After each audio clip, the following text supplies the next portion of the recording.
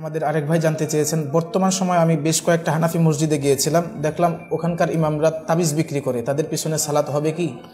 ধন্যবাদ প্রিয় ভাইজান। আমরা বলবো যে তাবিজ বিক্রি করার যে ব্যাপারটা সেটা সাধারণত আপনার দেখার বিষয়, মানে এটা কোন পর্যায়ে পড়ে।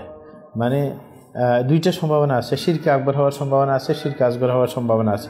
সাধারণত শিরকে আসগর হিসেবে আমরা ধরে নিই, বাংলাদেশে যারা দেওবন্দি লাইনের তাবিজ বিক্রেতা আছে তারা এটাকে সরাসরি আপনার লাভ ক্ষতিকারক মনে করে না, এটাকে চিকিৎসার একটা মাধ্যম মনে করে। সুতরাং এটা শিরকে আসগর হিসেবে আছে। সুতরাং শিরকে আসগর করার কারণে তার পিছনে নামাজ পড়ার বৈধতা নষ্ট হয় না।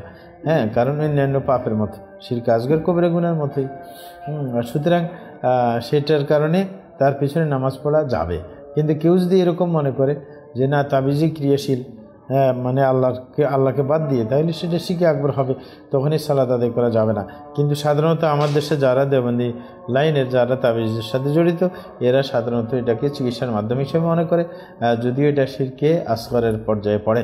কারণ রাসূল বলছেন, মান আল্লাহ তামিমাতান ফাকাদ আশরাক, যে ব্যক্তি নিজের উদ্দেশ্য পূরণার্থে কোনো জিনিস সে ঝুলায় শরীরের সাথে, তাহলে সে যেন শিরিক করলো, তাহলে কমপক্ষে শিরকে আসগর হবে।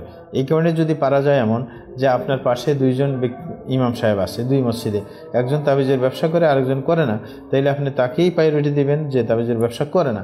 কিন্তু যে ব্যক্তি তাবিজের ব্যবসা করেন, যদি সবাই পুরো এলাকার মধ্যে এই কোয়ালিটির হয়, তাহলে আপনি কার কাছে যাবেন?